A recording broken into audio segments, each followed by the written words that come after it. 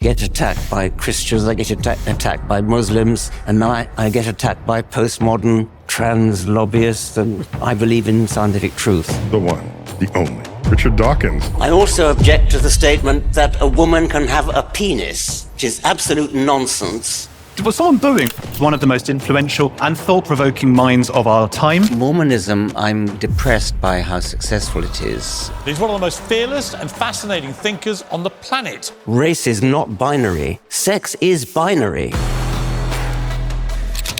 Why might Islam be different to Judaism and Christianity? The penalty for apostasy is death. Christianity doesn't do that. Judaism doesn't do that. What kind of a religion is it that's so insecure that if you depart from it, you get killed? Pathetic. Humanist of the Year award with taking that away. You're not welcome here anymore. Actually, I'd forgotten I ever had the Humanist award. And the people who run the show are too cowardly to stand up to them. You would like to rid the world of religion. Is that too strong? That's not too strong. What was it you said about gender that caused such a fuss? Well, I tell you exactly what it was. Just quickly, last month I started actually asking you to subscribe because such a small percentage of you do. I didn't know if that would work, but the results are in. Last month, Heretics grew by 50,000 subscribers to pass 300,000. Who knew that all I had to do was ask? Thank you so much, and please keep liking and subscribing because we can grow this channel together and attract even more guests. Please welcome to the stage, Richard Dawkins.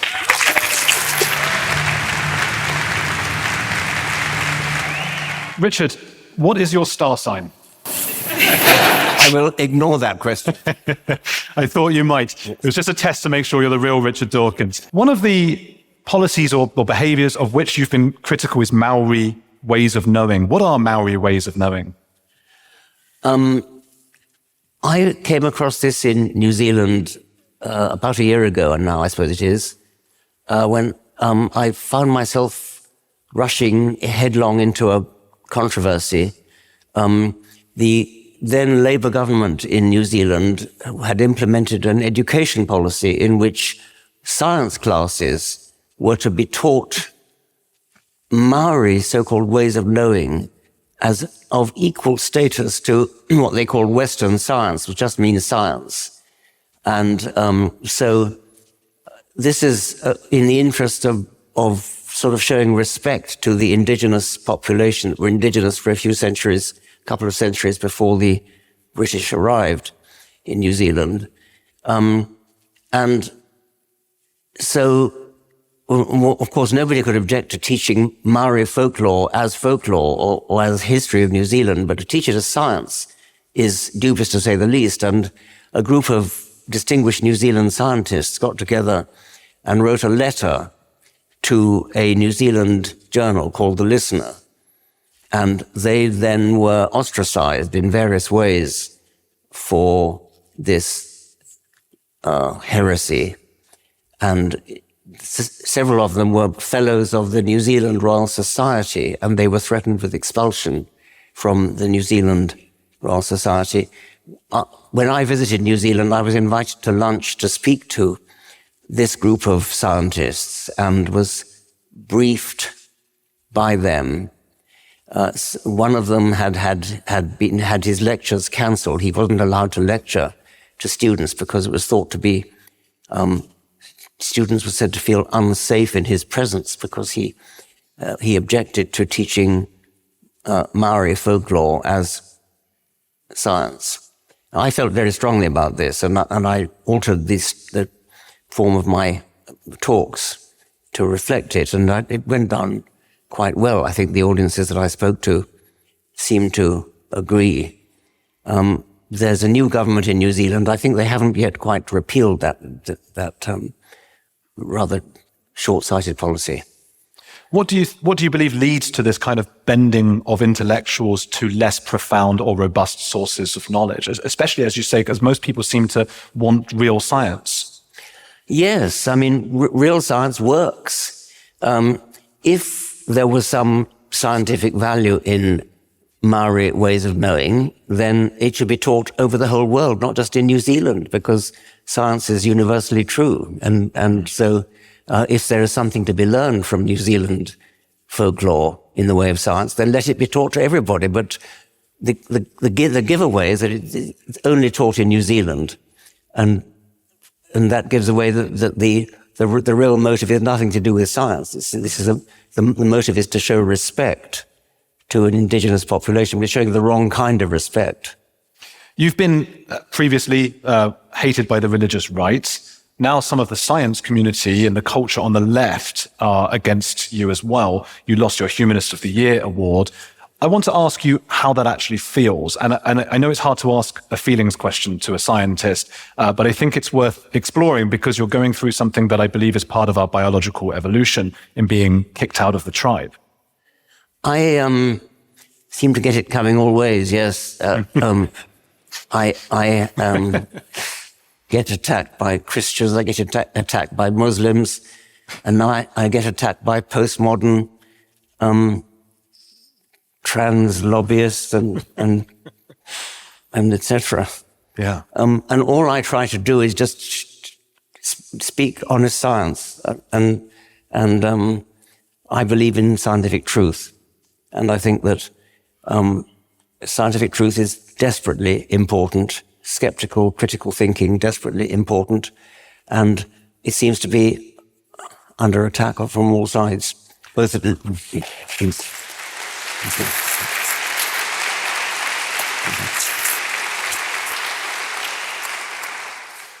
That applause means I can really go for it now, right? The reason I ask about the emotional side of it is because, I mean, this has happened to me. For agreeing with you about gender, I had a book out, The Psychology of Secrets, about nothing to do with any of those things. But because I had said things about, men are men and so on, every single bookshop where I was supposed to do a talk, including at the Tate's Museum, cancelled and wouldn't. Seriously? Oh, yeah, off, done. And even though part of me is going, okay, I know I'm right about this, and I have a lot of friends, and my wife and everyone, are very supportive, it really hurt. Reading the emails from my publisher, I'm really sorry, they've cancelled. I'm so sorry to hear that. Tell me more, because I feel very sympathetic. What have you written that gives offence? I've done many interviews on my YouTube channel, including one with you a few years ago. We said that Piers Morgan was a fool on it, and Piers got upset. Oh, no. That was the audience saying it and me recollecting it. That wasn't me reiterating that opinion about Piers. But many of the videos are with people like Helen Joyce, who interviewed you the other day, who just say, and the titles will be "Trans women are not women," if that's the way. Yeah, that's the right way around. Yes. And my publisher had to say to me, "I'm so sorry," and it was very frustrating. This is all going to be about me now. The next 20 minutes. Well, I'd like to know. So okay. Yeah. Well, this started only a few years after I used to make documentaries for TV. So you've seen my exorcism one for the BBC. And they then told me, all the production companies, that because I was a white man, I could no longer be on screen. I had to be off screen, and somebody who was a minority had to be in my place doing my journalistic work. So I left that and did my YouTube page, and yes, spoke about gender, Islam, all of the things that get you in trouble. And I got in trouble. That was it. And your publisher has been pressured into suppressing? Well, they haven't as such. It's my publisher, so that was Pan Macmillan, and they had to be the messenger. And they had to say, well, at first, we're very excited. The Tate want you here. This festival wants you, and so on. And then, so sorry, Andrew, the Tate has just pulled out. So sorry, this one has. And then every single one pulled out. And I just thought it was so crazy, because most people would have come for my book about psychology and secrets, not about the trans stuff. It wasn't even mentioned. I'm shocked at that. I'm very sorry about that. But are you shocked given the way our society is going?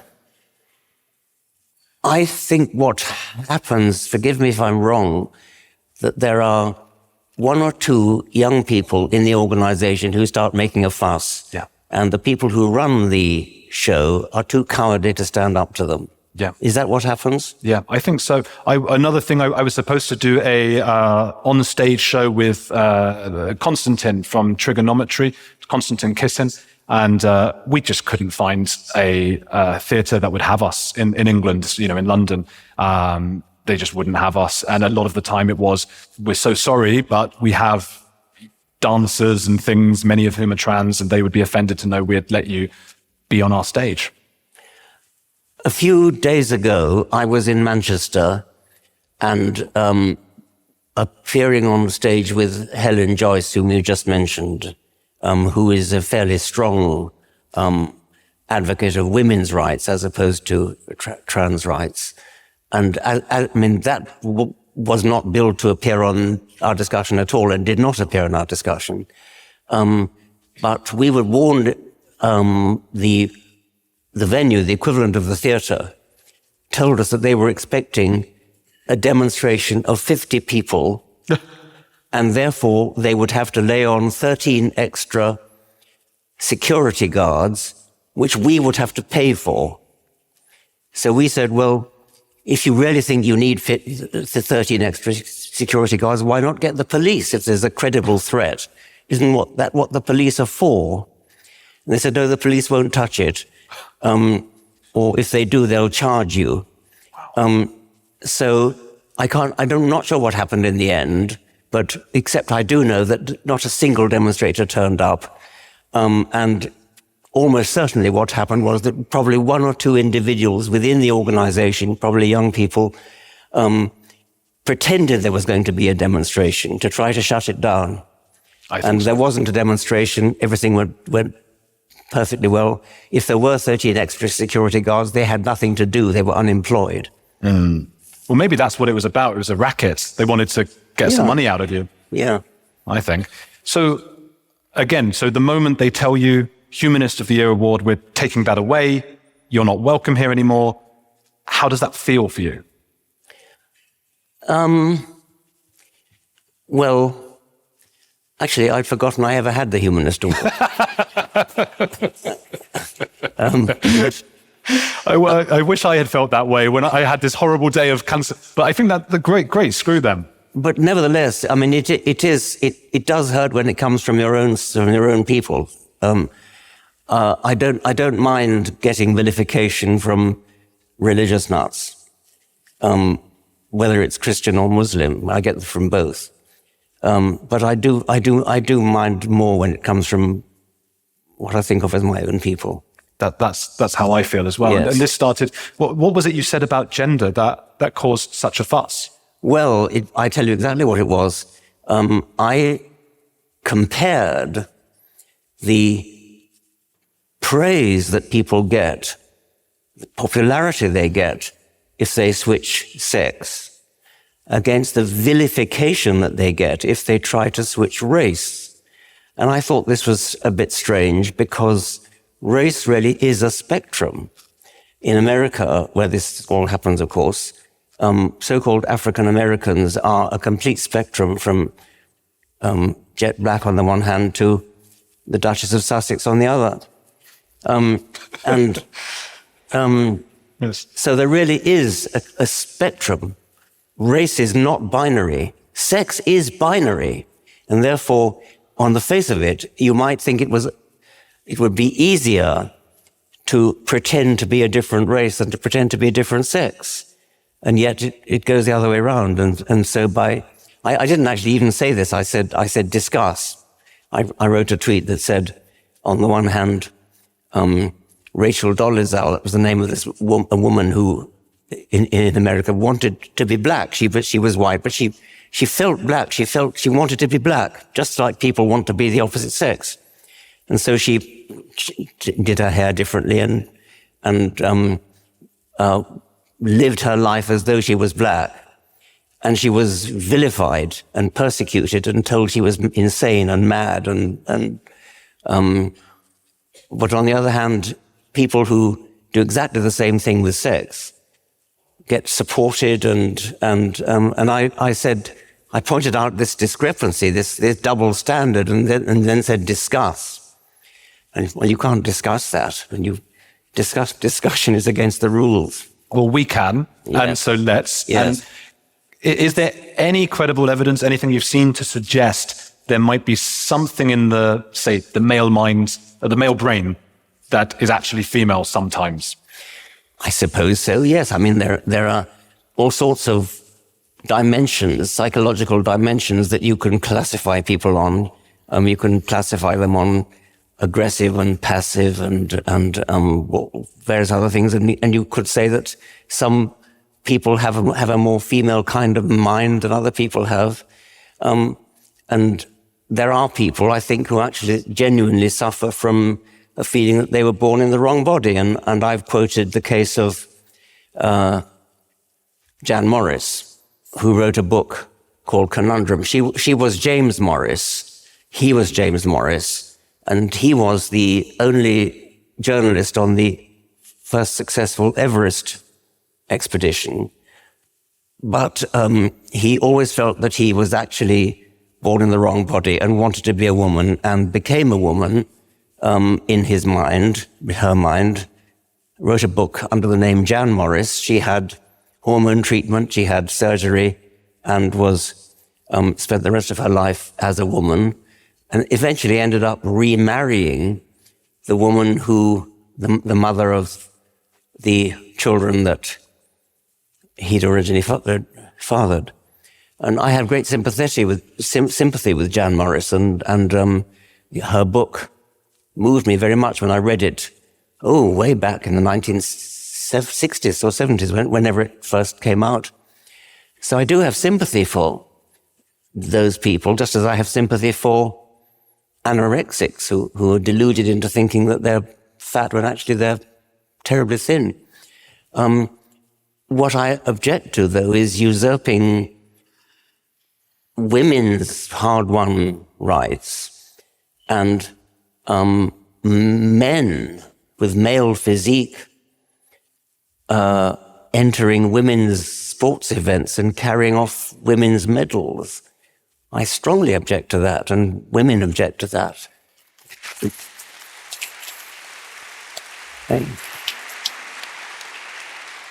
And I also object to the statement that a woman can have a penis, which is absolute nonsense.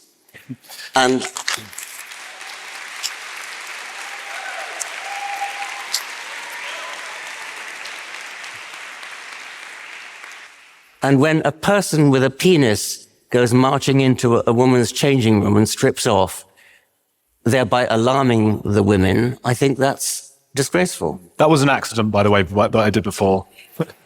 I didn't mean to go in those changing rooms, Richard. I'm joking. Was someone booing, or was it as a sort of the extra yes? I don't know what it was. A sort of goatee noise or goat. I don't know. And people can boo, can't they? I'm speaking with Ayaan Hirsi Ali in a few days, and I was with you in Dissident Dialogues, which was out in New York, and you had this wonderful debate. Ayaan Hirsi Ali, for those who don't know, is an ex-Muslim who I think she had a fatwa put on her. Is that right? Oh yes, She made a film. Well, she escaped from Somalia, where she had been subject to genital mutilation, the horrible procedure, and then she had an arranged marriage to a cousin she'd never met, and she managed to escape. She escaped from Somalia and went to Germany, and then she went to the Netherlands, to Holland, where she learned Dutch and became elected a member of parliament in Holland. Then she made a film with a filmmaker called Theo van Gogh, and it was taking the lid off the Islamic cruelty to women. And Theo van Gogh was murdered, stabbed in the street, and the knife went through a message in his chest, which was pinned to his chest with this knife, which said, "Ayaan, you're next." And she then left the Netherlands and went to America, where she became an American citizen, and where she now lives. And she then became a Christian recently, in the last few months. And I had a debate with her, the one you just referred to, in New York, in which I was rather wrong-footed because I had thought that she was what I would call a political Christian. I thought that she thought that Christianity was a bulwark against Islam, which she'd suffered from so much in her own life. I quoted Hilaire Belloc, always keep a hold of nurse for fear of finding something worse. But it turned out that actually she really is a Christian, and she's a convert, and she goes to church every Sunday and actually believes it, which I find astonishing, but she does. It was really extraordinary to be there. We're all sitting there, and there were a lot of fellow writers and thinkers in the crowd, and academics and YouTubers as well were there watching. And it was just amazing to see these two, I suppose, titans of this industry, if you can call it that. And you, as you've said, you were totally wrong. You were totally surprised, I think. I was totally surprised. Yes. She saw. So I had to sort of backtrack because I was prepared to debate about being a political Christian, for which I would have had great sympathy. But then she said she'd suffered from depression and that Christian prayer had pulled her out of depression, and she seemed to be totally sincere. Is there then something, and I'm sure you've been asked this before, but something inherent to most humans or many humans that needs religion? It seemed to make her happier. That's possible. It wouldn't surprise me. What does surprise me is that anybody who could argue that because it makes you feel good, it's therefore true. Nothing to do with it. I mean, either it's true or it's not, and whether it makes you feel good is totally irrelevant. I wish it was, though. Well, exactly. You wish it was, but you're too sensible to say, because I wish it was, therefore it is. Yeah. No, I am. I just, I've asked you this before, and I'm waiting for somebody to make me not worry about death. I'm waiting for somebody to give me something that, and I've heard you speak about it, and you've said it's a good thing that we can't live forever. But to me, I don't know what the solution is. Yes. Well, of course. I mean, but the fact that you don't like the idea of death doesn't, as you quite right to realize, it doesn't make it go away.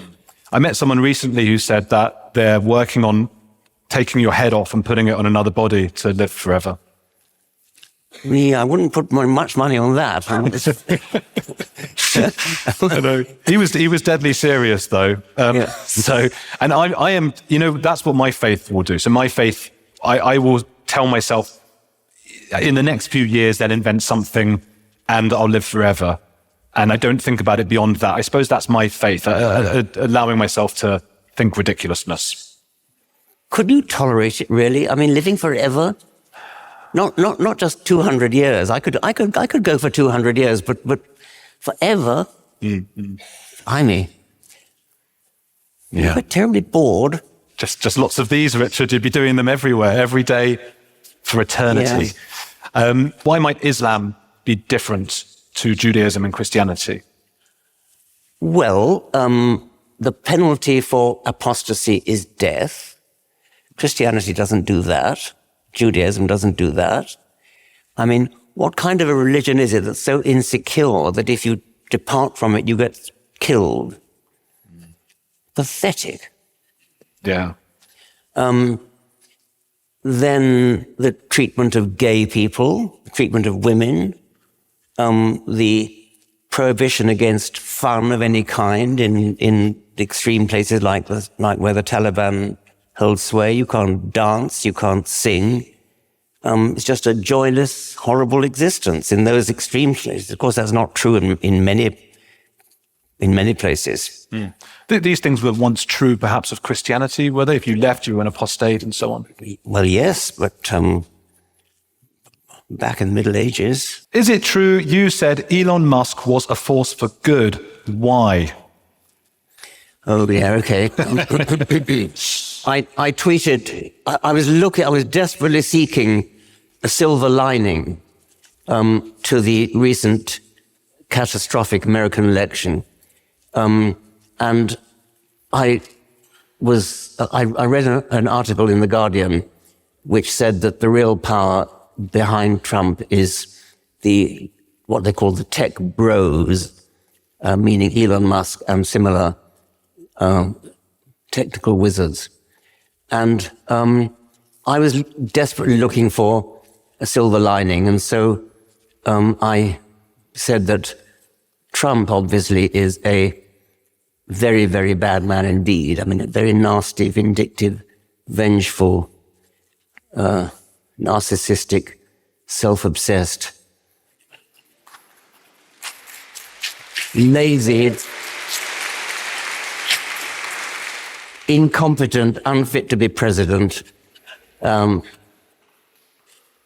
stupid as well. But the silver lining is, I said, Elon Musk is not. He is highly intelligent.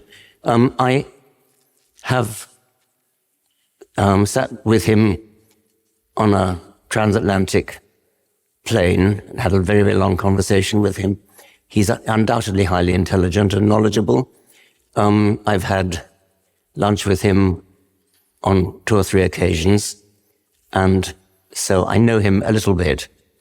And I have formed a very favorable impression of his intelligence and his knowledge and his concern for the welfare of the world, whereas Trump is concerned for the welfare of, first of all, Trump, and secondly, America, but not the world. So it may have been an exaggeration, it may be pie in the sky wishful thinking, but I was clinging to some sort of hope. I wonder if having somebody who is so seemingly obviously selfish and potentially psychopathic in charge of America might actually be good. Maybe, I think was it Nixon's theory of a madman or something, having a madman leader? This was advanced with respect to Nixon, I think, that it was at the time of the height of the Cold War when we were depending upon, we were led to believe we were depending upon mutually assured destruction and terror on both sides. And the idea was that you need to have somebody who's pretty much insane in charge of the great powers, because only they would be capable of responding to a nuclear attack with nuclear retaliation. No sane person would retaliate. And so I think that's the mad president theory. I suppose that's what I'm clinging to now. Maybe it's... I prefer a more optimistic thing to cling to than that. And that's Elon Musk. And I agree. What was Christopher Hitchens like? I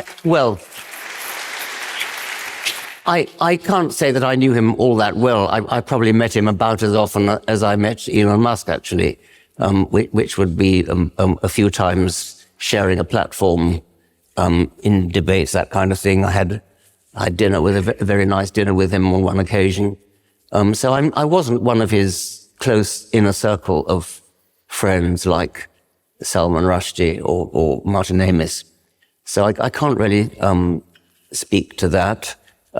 My knowledge of him is as a public person, as probably the greatest orator I ever heard. I mean, a magnificent speaker, public speaker, with a wonderful resonant voice and an ability to hold his own without notes, with an inexhaustible fund of knowledge, experience from war zones around the world.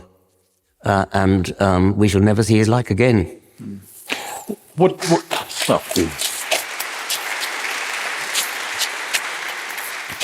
I think that's an applause as much for what you said as for Christopher Hitchens himself. People just love Christopher Hitchens, and rightly so. What do you think of, say, Douglas Murray as a speaker? Well, Douglas Murray is very eloquent as well. I don't agree with much of what he believes in, but he's a terrific public intellectual, and he knows a lot. He speaks a lot of sense, and I agree with him on a lot of things. Do you feel like the world is more or less ignorant now than when you started your work?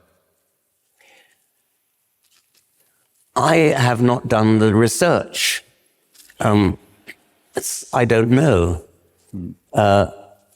If I gave an opinion, it would be my own personal opinion, and who cares for that? Some people. You have to do the research. You have to do the sociological, psychological research. How might you even measure ignorance? I think you can do research on what people know about science. I mean,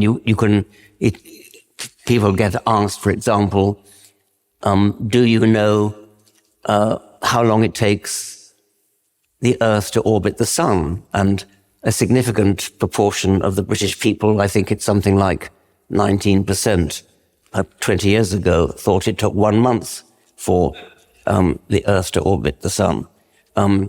And so there was a lot of ignorance then. For all I know, there's a lot of ignorance still. I would like to think that this is a feeling that people are less ignorant now about those kinds of things, maybe. I would like to know, actually. I mean, maybe that the research is out there. We've created a wonderful society that helps some of maybe the weakest people who might not have survived in the wild. Have we, over a long amount of time, have we maybe made ourselves more susceptible and weaker? Have we stopped what might have been evolution and survival of the fittest? Yes, we probably have. And it's something that I actually don't worry about, or rather, I feel that it's worth it. I feel that I would not wish us to go back to the sharp, cutting-edge knives of natural selection, weeding out those who are not fit to live. That's what used to happen, and the majority of our ancestors probably never made it to adulthood. They probably all died before they got to reproduce. Nowadays, you tend to, if you want to reproduce, you pretty much can, because you reach adulthood. And so probably a great many of us reproduce who would not have reproduced in the wild, would not have been allowed to reproduce in the wild. We would have died. I am actually in favor of that. I like doctors. I like the fact that we do keep each other alive longer than natural selection would wish. So I think it's a price worth paying. Do you ever sit up at night and think about just the absolute abject horror of natural selection and the pain and suffering from countless animals and things? Darwin did. He actually said that he said, I think I always remember his exact words. He said something like, I cannot conceive that a beneficent deity would have knowingly created the Ichneumonidae. Now, the Ichneumonidae are a family of wasps which lay their eggs in prey, like caterpillars, and before they do that, they sting them, but they don't sting them to death.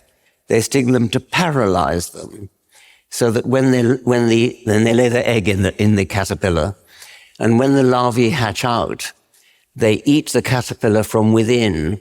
And the point about stinging it to paralyze it, rather than stinging it to death, is to keep it fresh. So it is alive. It's being eaten alive from within. And that's important. If it was dead, it would decay and would not be good food. This horrified Darwin. And as I say, he thought he couldn't believe in a beneficent God who could create the Ichneumonidae.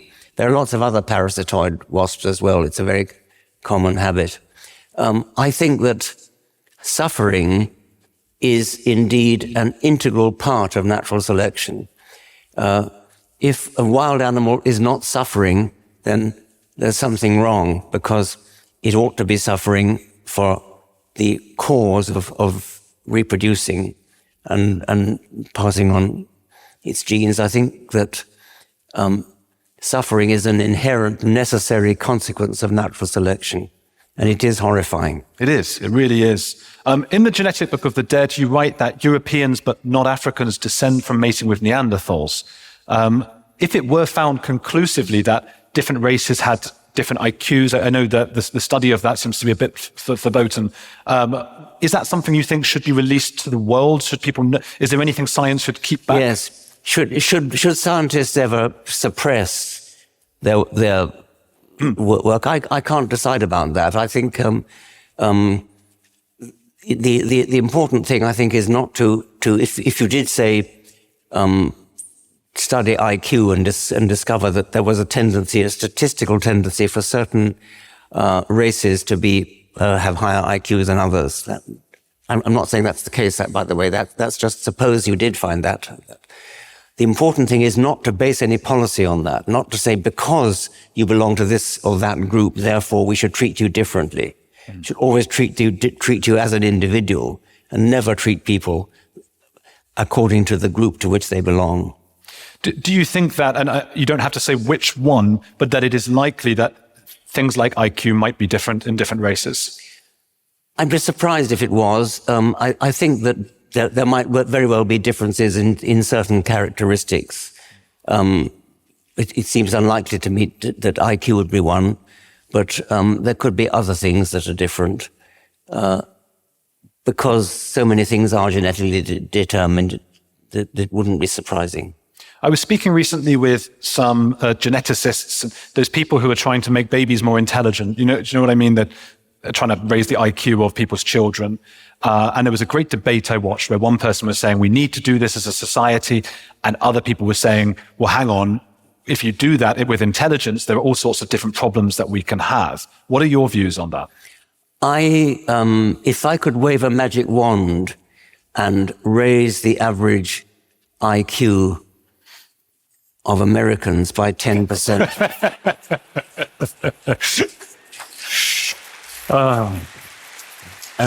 Oh, Richard. The world would not be in the predicament it now finds itself in. There are people who make objection to measures that, perhaps rather futuristic measures that might increase IQ or allow people to have so-called designer babies, babies to a certain specification, very musical babies or something of that sort. One objection to it is that it would be a privilege of the rich.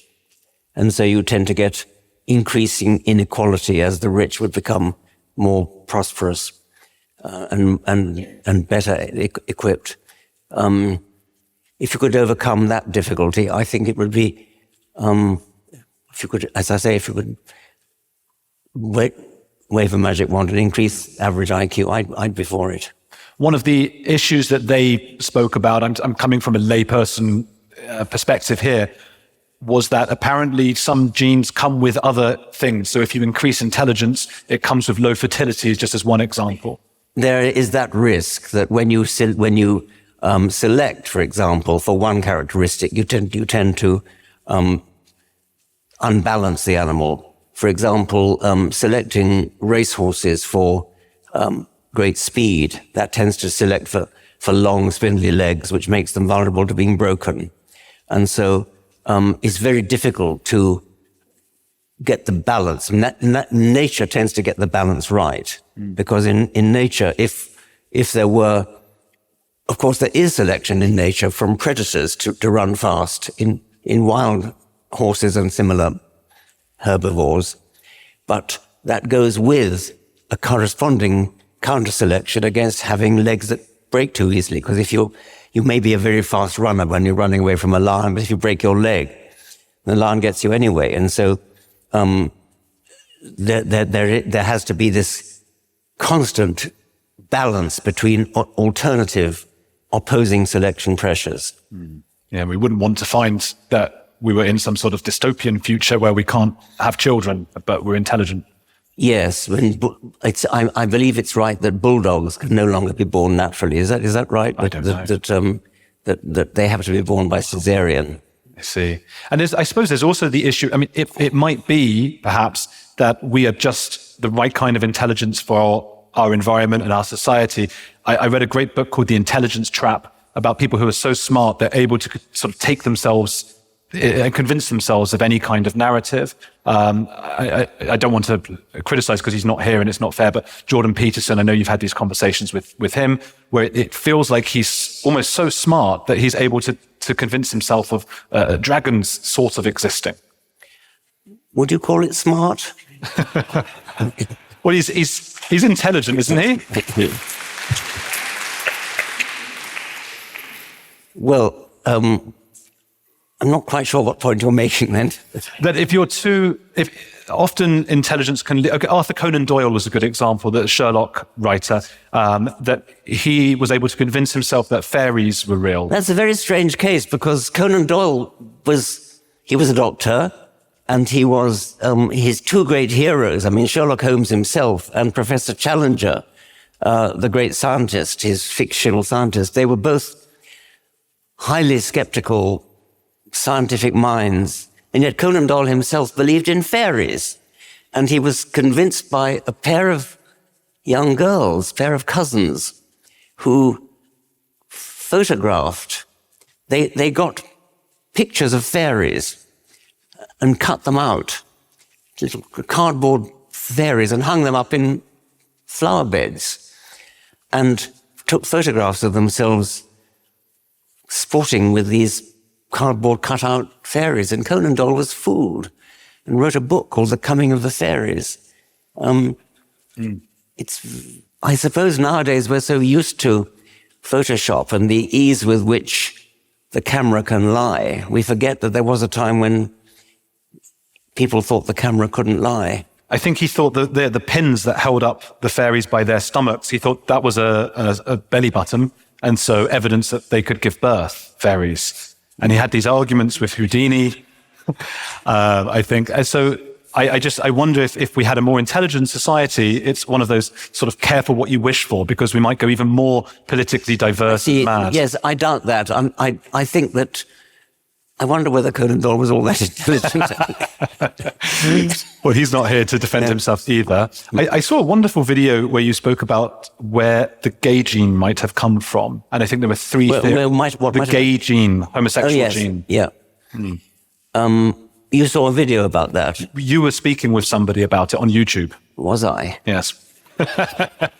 You said there were three theories. Okay. I'm quite often asked about gay genes because if there is a genetic tendency towards homosexuality in males, say, then it's a little bit hard to understand from a Darwinian point of view, because you might think that the gay gene would not get passed on. And so the first question is it in fact hereditary? And there is some evidence that it is. There is some evidence that if you take monozygotic twins, identical twins, if one of them is gay, then there's it's statistically rather likely that the other one will be too. It's not inevitable, but there is a statistical tendency, and it does show that there probably is a genetic predisposition towards sexuality. Well, then we have a problem. We have a Darwinian problem. I think the three theories you might be thinking of are the worker bee theory. The worker bees, as you know, are sterile, but they pass on copies of their genes. They assist copies of their genes by looking after their young siblings and nephews and nieces. And so it's possible that something like homosexual uncles could assist their genes by looking after their nephews and nieces. That's one theory. Another theory is the theory that suggests that when dominant harem-holding males in our wild ancestors went hunting, they wanted to leave the women and children behind under the protection of males that they could trust.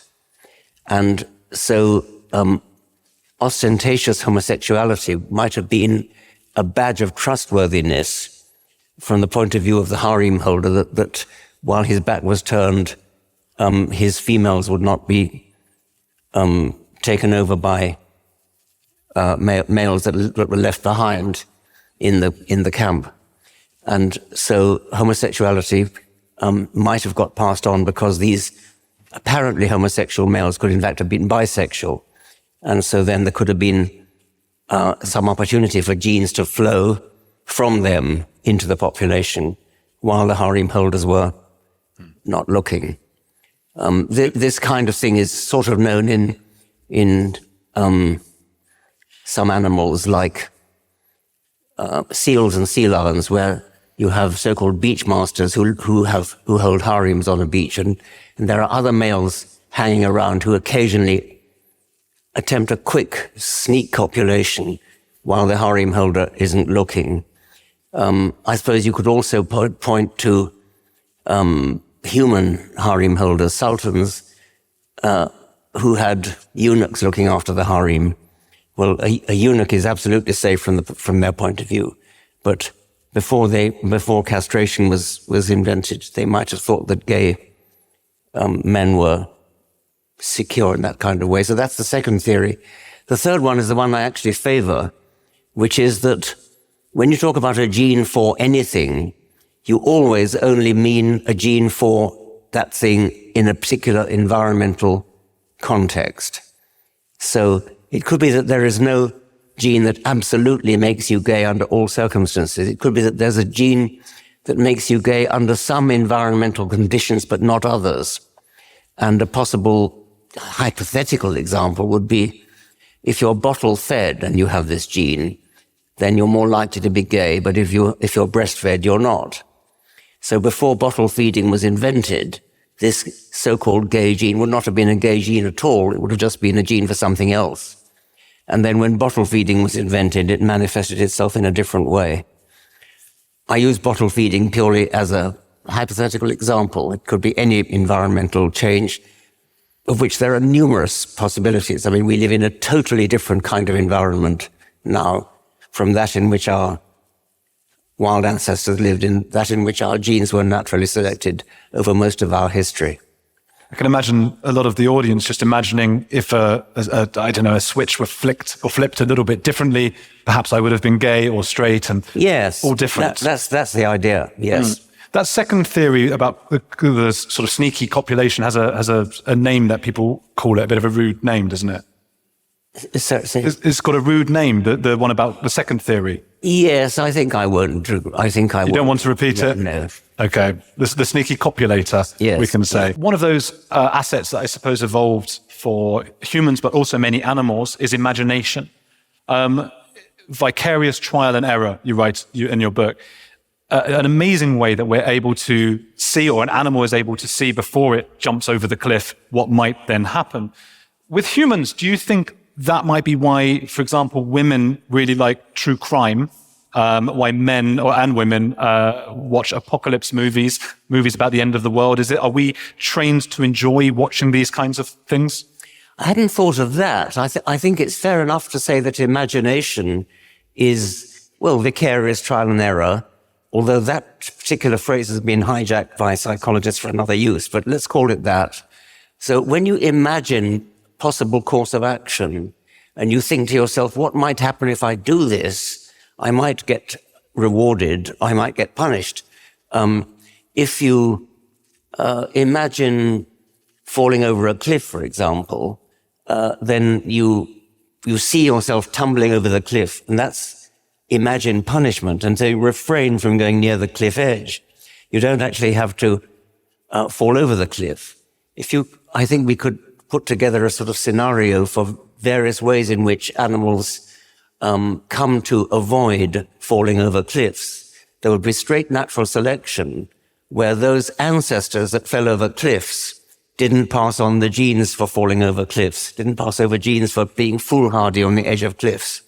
And therefore, the ones who stayed away from cliff edges were the ones who reproduced and passed on the genes for being cautious near the edge of cliffs. Then you could imagine reinforcement learning, where animals fall over small cliffs and they don't kill themselves, but they just hurt themselves. And pain is a kind of vicarious death. Pain is a sort of warning that if you do that again, the next time you fall over a cliff, it might kill you. You fell over a fairly low cliff on this occasion, and you merely suffered a bruise. Next time, it might kill you. And then the third stage would be an animal that imagines itself falling over the cliff, and then it might be a really very high cliff, and you imagine falling over it, and then you refrain from doing so. So these are all different ways in which a kind of trial and error has the desired effect. In the first case, it's genetic trial and error. That's natural selection. In the second case, it's punishment trial and error, vicarious death. And in the third stage, it's imagination, sort of second-order vicarious trial and error. Would it work in a way that it feels good to do the things that help us to continue to pass on our genes? Definitely. If you ask yourself the question, what is it that defines a reward? To us, it seems obvious that food, for example, is a reward. But food is only a reward because food tends to increase your chances of survival. So a more general definition of a reward would be anything that is likely to increase your survival. And I've used in the book the example of birdsong, where we're not talking about survival now, but reproductive success. So singing the correct song for your species is likely to increase your chances of passing on your genes, not individual survival, but passing on your genes. Because if you sing the correct song of your species, then this impresses females who then mate with you. Well, now, if you look at the way birdsong develops in the individual, when a young male begins to learn to sing, he teaches himself to sing by trial and error. He teaches himself to sing by burbling a random phrase. And if the random phrase corresponds to a built-in template, a built-in preconception of what the song of the species ought to sound like, he repeats it. So by definition, it is a reward. By definition, it's a reward because a reward is anything that if you experience it, it causes you to repeat whatever you've just done. It doesn't have to be food. In this case, it's hearing the correct song of the species not the correct song, but the correct fragment of the song of the species when you burble it at random. So the young male bird is born with a genetically specified template for what the song of the species ought to sound like. And he then teaches himself to sing with reference to the template. This has been shown in American song sparrows, and a slightly different version of it in American white crown sparrows, where there is still a template, but it's not built in. In this case of the white crown sparrow, the template is learned, but a different kind of learning. The young white crown sparrow has to hear a male of his own species singing early in life. So early in life, it's as though he makes a kind of tape recording of the song of his father, for example. So he's recorded the song of his father, and then he uses that as the built-in template, not built-in, as the learned template in this case, the recorded template. And he then teaches himself to sing with reference to this template. Now, I think there's something rather interesting about this, because I think it suggests to me that these birds have an aesthetic sense. Let me say what I mean by that. So the object of the exercise is to impress a female. The male who is learning to sing, is teaching himself to sing, he is a member of the same species as the female that he's trying to impress. And so isn't it reasonable to suppose that whatever impresses him will impress a female of the species? He's trying it out on himself. As it were, if this fragment of song turns me on, the chances are it'll turn a female on later in life.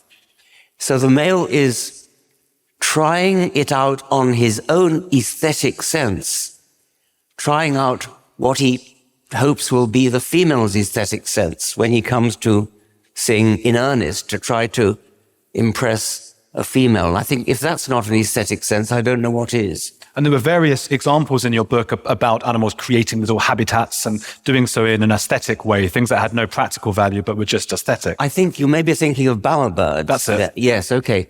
Bowerbirds are Australian and New Guinea birds that build, they may build nests as well, but in this case they build bowers. Males build a bower, which is a structure which is not a nest. They don't have eggs laid in it, anything like that. It's not a nest, but it's a structure which impresses females. It may be made of grass, may be made of twigs, and it may look like a sort of great big archway.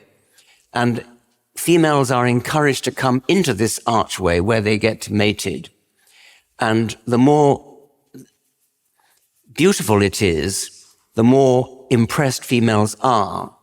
And the males will not only build the bower itself, but they will decorate it with colored objects. One species likes blue objects, and it goes out and searches for blue berries, or blue drinking straws, or blue beer bottle tops, which it then distributes in strategic places around the bower. And you can see it almost doing like an artist working on a canvas. It'll pick up a bottle top and put it there and then stand back and look and then, no, it's not quite right, put it there instead. Move it around a bit, bunch them up together. It really does look exactly like an artist creating a canvas. And once again, whatever turns this male on, whatever impresses his, in this case, visual sense, not acoustic sense, whatever impresses him visually is likely to impress a female visually. So he's trying it out on himself. He's using his own aesthetic judgment, in this case, visual aesthetic judgment, as a touchstone to see what might impress a female later. Tweeted me in the break, and they said that apparently you're an Aries. Aries, your Aries star sign. Who cares? So, and apparently all of the 4 horsemen are Aries.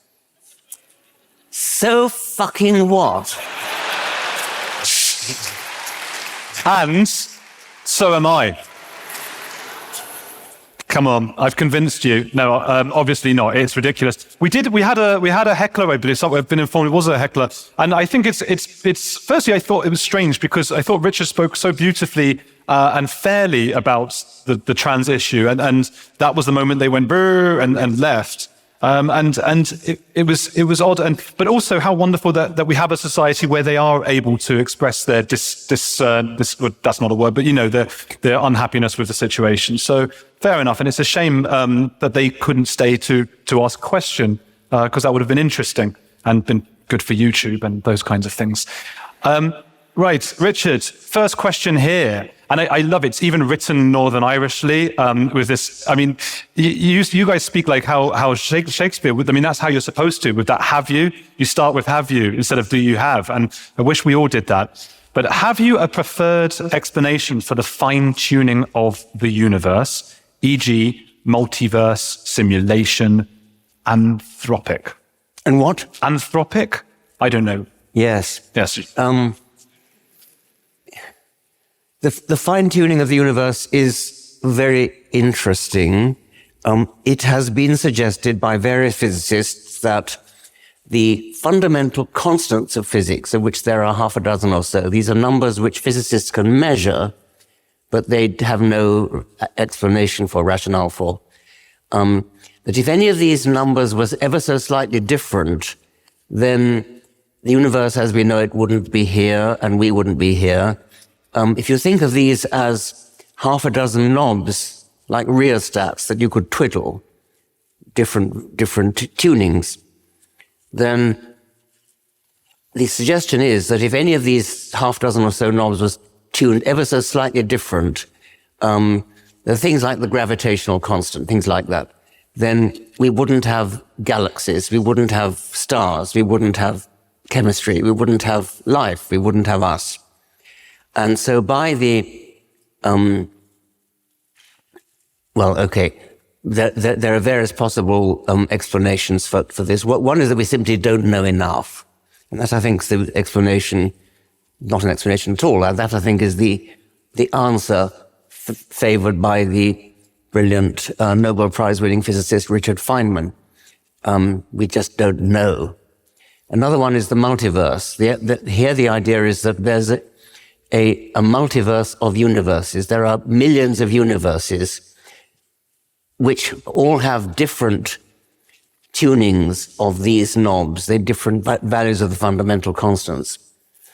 And we have to be in one of that minority of universes in which the knobs are fine-tuned, happen to be fine-tuned to exactly the right values to bring us into existence. That's the anthropic principle coming in there. The anthropic principle, we are here, we could only be in the kind of universe which could give rise to us.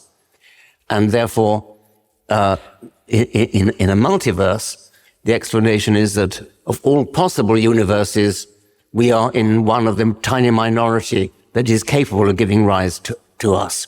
That, I think, is favored by possibly the majority of physicists. There's a variant of the multiverse theory, which is due to the physicist Lee Smolin, American physicist Lee Smolin, which is a kind of Darwinian version of the multiverse theory. This is that it's not that there are just a whole lot of different universes, but rather universes give birth to baby universes. So this is where the Darwinian idea comes in. Universes give birth to baby universes in black holes, and the qualities that make for a successful universe that lasts a long time obviously are naturally selected because those universes are around for a long time, and therefore they can give birth to yet more baby grandchildren universes, etc. So there's a kind of natural selection of universes in favor of those universes that don't fizzle out immediately they're born and last long enough to make galaxies and stars and matter and elements and chemistry and ultimately life. So that's the Lee Smolin version of the multiverse theory. I think it's not favored by very many physicists, but one or two do take it seriously. That's really interesting. You see Darwin everywhere. Yes, yes. Hi, Richard. How do you account for the rise of Christian fundamentalism, especially in the USA? And do you think its present surge will abate anytime soon? Katie Miss Kelly. Well, I'm not sure that there's a current surge in it. I mean, I think that it's been there for a long time. And I think, if anything, it's decreasing. That here I do know some of the data. There are Gallup polls which suggest that Christian fundamentalism is decreasing in America. Interesting. I suppose it depends where, doesn't it? I mean, I know they asked about USA. In the UK, certainly religion seems to be on the decline. It certainly is, and all throughout Western Europe and America, but it's just that in America they're lagging behind. And the Middle East. North Africa. Yes. Well, that's another matter. Yes. Is that something you're concerned about? Yes. But I get to hear that I only get anecdotal evidence, but I do get a lot of, shall we say, vibes from Iran especially, to suggest that there are undercurrents in Iran against the dominance of Islam. Oh, the people pushing against. Yes, but again, I have no hard data on that. It was only 50 years ago or so. It was quite a liberal, open, well, relatively. It wasn't quite as religious. That's right. Yes, I'm not sure about liberal, but it certainly was much less religious. Yes. Can you see that happening to the UK? Becoming religious in the way that Lebanon and Iran did? Becoming religious? Perhaps Islamic. Controversial question. Oh, please, no. I mean, no, surely not. Okay. Do you believe... Oh, no. Do you believe in karma, or do bad people get away with their actions? I think I do not believe in karma. If by karma you mean that good things happen to good people and bad things happen to bad people, why on earth should that be true? I suppose, okay, I'm going to try and look at it from a scientific angle. And I don't know anything about science, so bear with me. But evolutionarily speaking, I imagine that tribes will have done better had everybody done what was good for everybody else. And if they did bad things in the tribe, you would be ostracized and kicked out. Oh, yes, but now you're producing a rational explanation for why good things should happen. I mean, that I could accept, but karma, isn't that something mystical? I think it is, but I suppose for the benefit of the doubt, is there a biological way of looking at that? Well, I could imagine that there could easily be some sort of effect whereby good people are popular with other people and therefore good things happen to them. But that's not karma. That's people being nice to people. I fell out with a friend of mine because he and I are both determinists, but I believe there's no such thing as altruism because it feels good to do good things. Alex O'Connor, who interviewed you twice for this tour, I asked him about this and he said, think of a fireman or fire person who would put out a fire or whatever, and they save a child, they go outside and they're asked on TV, why did you do that? And they say, I couldn't live with myself if I didn't. I couldn't live with myself.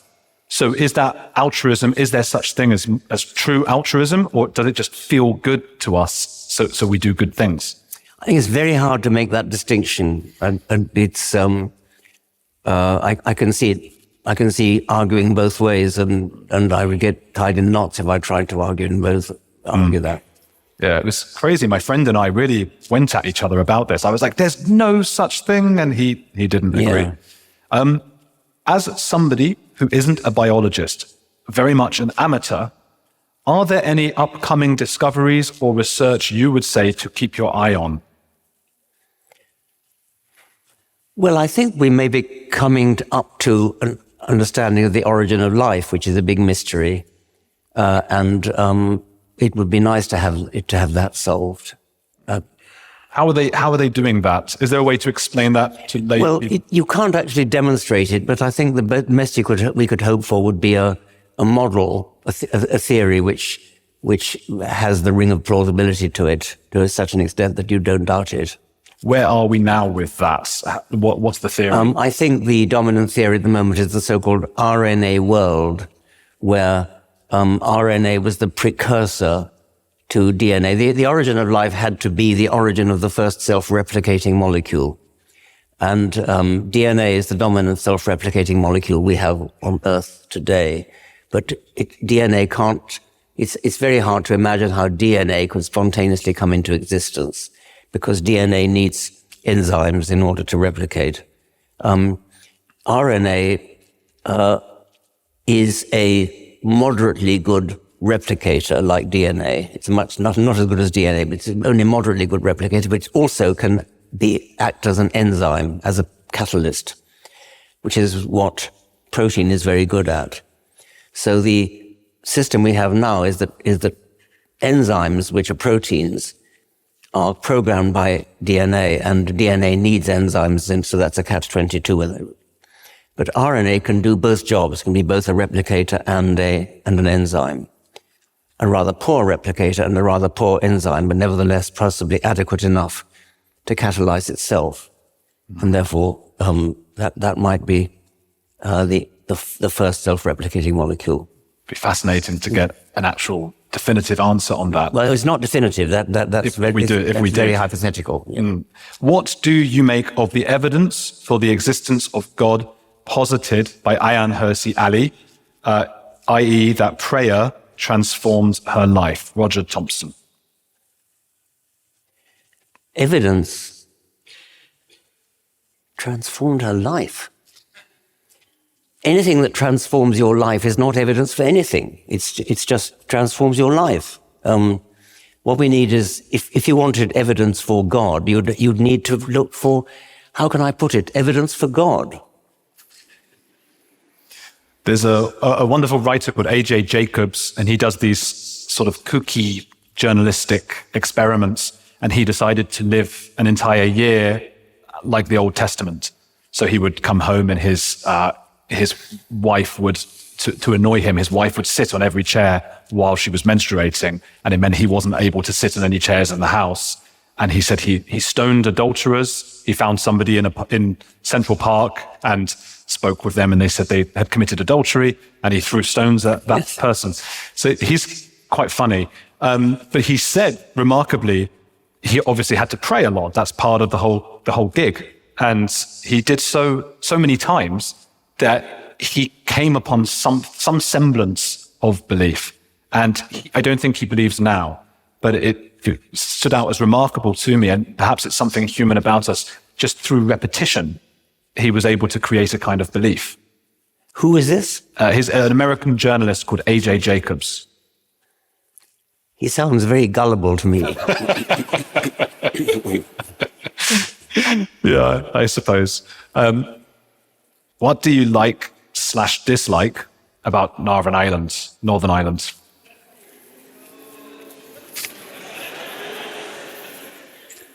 The people are so wonderful. Yeah.